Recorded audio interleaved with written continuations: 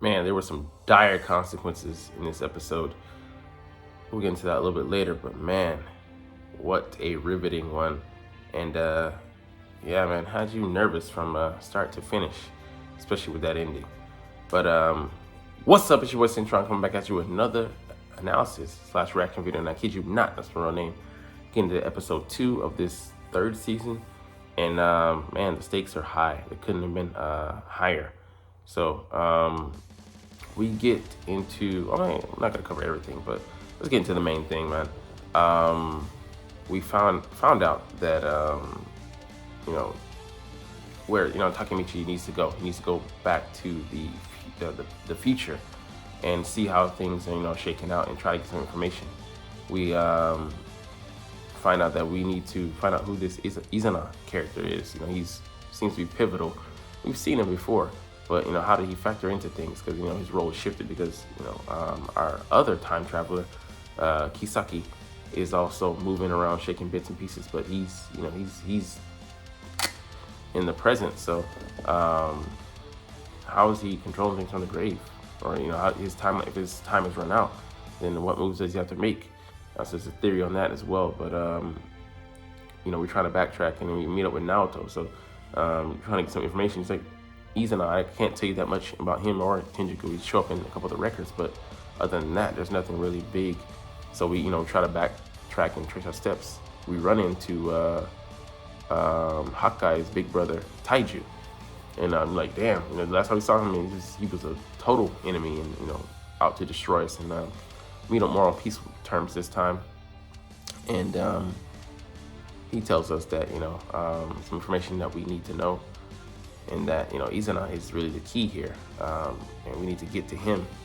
But the guys show up from Toman, and we see that his former right hands, Black Dragon staff, are with the new Toman now, because that Kisaki said that he wanted to start a new Toman,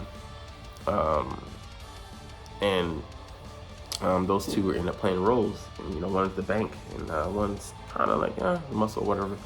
But yeah, it's like, damn, we these guys keep coming back and being relevant, and Taiju holds us off and gives us time to escape. But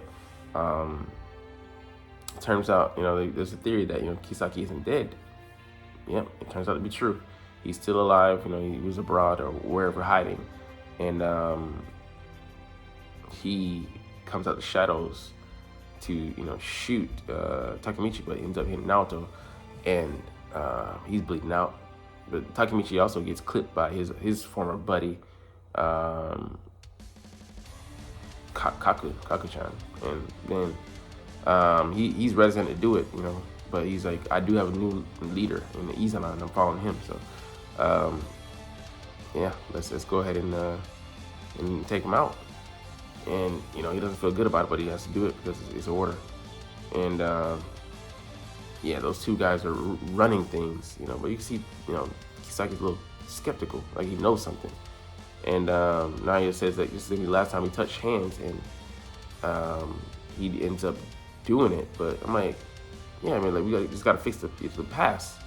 Otherwise, this will be what we end up having. But I'm like, can Takemichi now not go back? Go back. If he goes back, he won't be able to go back because will Naoto be out of there permanently, unless he changes things this time. And then we'll see where we go from there. But really, we really got to take out Kisaki because he's the key. I wouldn't be against offing him in the past, and I thought that's what happened. But he faking his death. Figured out that controlling things from the shadows would be an easier go at it than outright being out there and being a real live target. And so where do we go from here? How are we gonna stop him in the past? And Tenjiku is a beast, and they have Mochizuki, and these other like 4 pillars who are tough. And then Izana is being trusted more than Draken by Mikey. And he says you guys do it with my Mikey. So Mikey is the key player here at every turn. For Kisaki, for this new guy Izana, But he's a threat, man. He's a problem. How can we deal with him?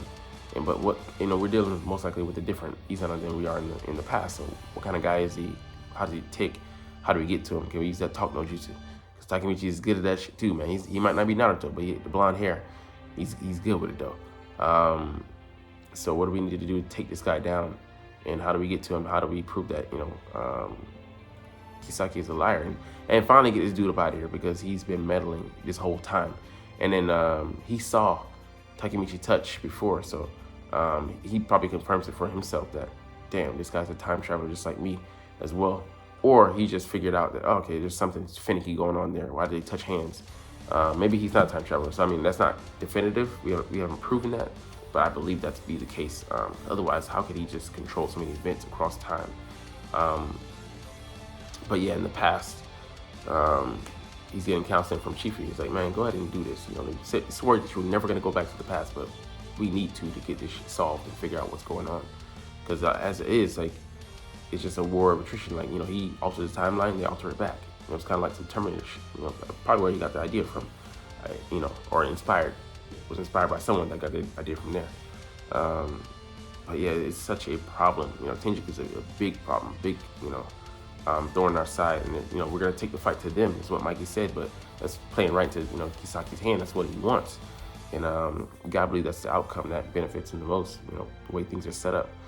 And right now, it's the Haitani brothers. The twins are in there.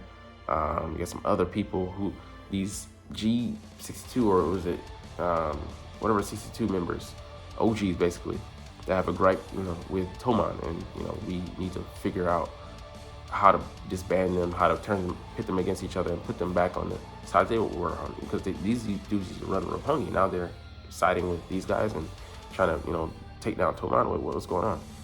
So collaboration. We know that Kisaki is a great mouthpiece. He likes to talk and get in people's heads, and man, he's able to do work and to sweet talk them, charm them, and he's a problem, but also Izana. I think he's the key to the puzzle. We figure him out. We figure out how to f up Kisaki's plan and get things back on the right side. And finally, is this gonna be the last arc or not? I don't know, but there's not too many more surprising twists and turns we could have, I believe, but I'm down with it to the end, but we'll see. Anime I love following, and just like the storylines I'm always trying to keep together in my head, what's going on, and then it was going back and forth in the past, like it gets a little convoluted, but it's great storytelling. So anyways, we'll get up out of here. That's gonna be it, and we're gonna get up out of here as we always do.